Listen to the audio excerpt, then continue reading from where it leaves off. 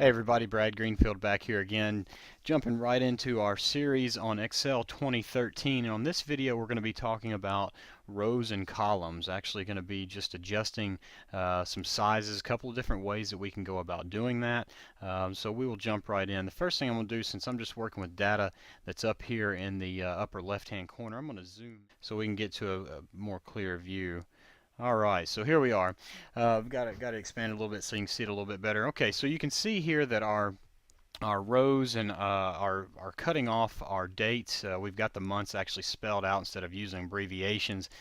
So what we want to do is try to get it where you can read those. So there's a couple of different ways that we can do that.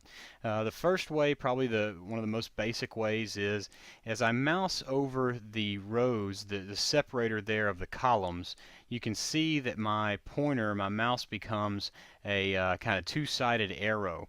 Now as I mouse through the columns, you can see they highlight and I get a downward facing arrow, but as I hit that middle area in between two columns, it becomes a two-sided arrow. Now the same thing will happen over here when I mouse over the rows. When I'm on the actual row, it becomes a right facing arrow, but as I get to the middle, it becomes a two-sided arrow. So most of the time we're going to be adjusting row or column widths and not so much row heights. Anyway, we'll jump right in here. Now the first way to do this is to get it where I can see all of January. As I mouse over and it becomes a two-sided arrow there, I can just do a left click and hold and then drag it out to where I think it's going to be. And you can see there right above my double-sided arrow, I've got a width. It's telling me that right now I'm at width of 6, which I don't know exactly what measure that is, but it's 47 pixels. So if I drop that and let it go, still not quite enough, so I'll go just a little bit more, and now I can see all of January. So let me undo that just to get it back. So again, all I did was left click and drag this either way I want to go. Okay, so I'm going to undo those three options there and get it back to the way it was when it started. So an easier way to do that, to where I don't have to guess how wide this column has to be, if I mouse over to where I get that double-sided arrow and I double click, then it will automatically format this column to be the exact width that I need it to be to fit the longest item in this column. So if I had a lot of data spanning down the entire spreadsheet here, it would find the longest item in there and it would adjust the width of the column based on that item.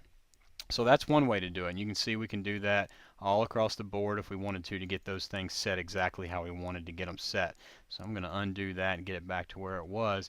Now another thing that we could do, or another option that you have, is, and I don't, unless you know exactly what you want to do, I don't really recommend this too much, but it is an option. And this also works, as you can see here, I can adjust the row heights. I can double click here and it's not going to move any.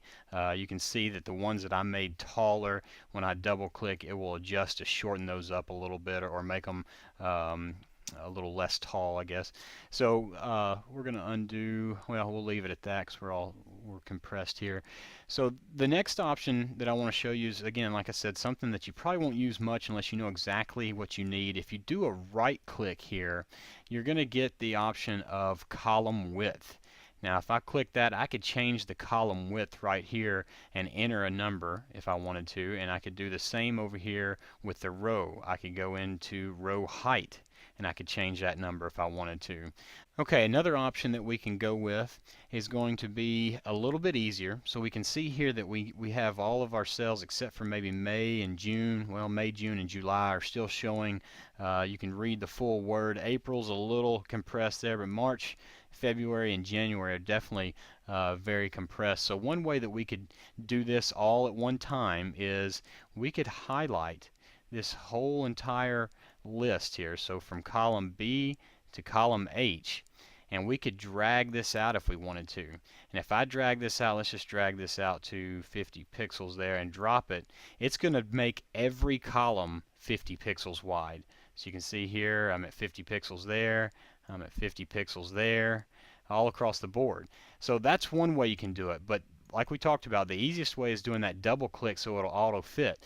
Now with this entire group set or selected, as you can see here, it's highlighted in gray.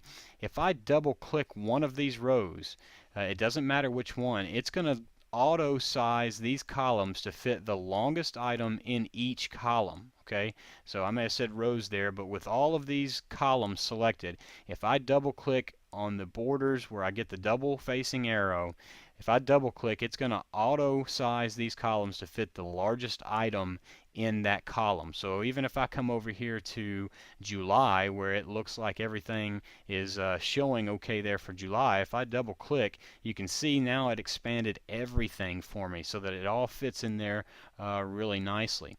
Now I'll undo that. Now let's say that you just have a couple of columns for whatever reason and you don't want to auto fit everything. I could select column B and then do a control. So I'm going to press the control button and click on column E. And if I do the same thing, if I just double click here, then it's going to adjust column B and column E. Let me do that again just to show you here. So if let's say I select column B and column D. So just control click column D, and then if I double click here, then everything in column D and everything in column B is auto expanded to fit the largest item in there. So perhaps the best way to do this is just to highlight all of these rows and then come in here and double click one of them and have it auto fit. Now the same thing will work. Let me just adjust some sizes here, make this kind of ugly and look all weird. If I come over here and I highlight all of these rows and I double click here, it's going to auto fit those rows to the cleanest, kind of most compressed way that we could go ahead and have those selected. So that's it for our sizing rows and columns. We'll jump into the next one.